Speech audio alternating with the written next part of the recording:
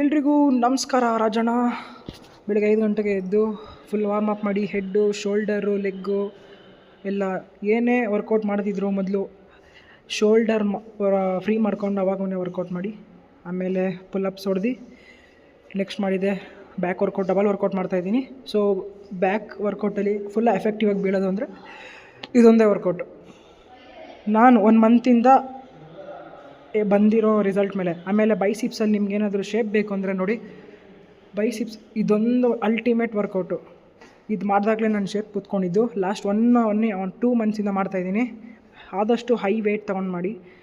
Next ಬಂದು ನೋಡಿ ನಮ್ಮ ರಿಸಲ್ಟ್ ಇವತ್ತಿಂದ ಆ್ಯಪ್ಸ್ ಬರ್ಸೋಕ್ಕೆ ಇನ್ನೂ ಎಷ್ಟು ದಿನ ಆಗುತ್ತೆ ಅಂತ ಗೊತ್ತಿಲ್ಲ, ಆಗ್ತಾಯಿರ್ತೀನಿ. ಎಷ್ಟು ದಿನ ಆಗುತ್ತೋ ಆ್ಯಪ್ಸು ಅಚೀವ್ ಮಾಡೋಕ್ಕೆ. ನೋಡಿ ಇವತ್ತು ಬೈಸಿಪ್ಸ್ ಮಾಡಿದ್ದು ಮತ್ತು ಬ್ಯಾಕ್ ಮಾಡಿದ್ದು.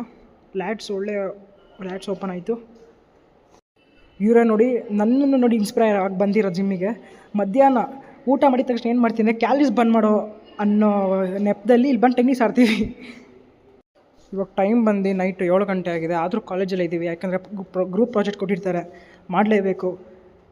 ಮನೆಗೆ ಬೇಗ ಹೋಗಬೇಕು, ನಿದ್ದೆ ಅಂತೂ ಮಾಡಲೇಬೇಕು.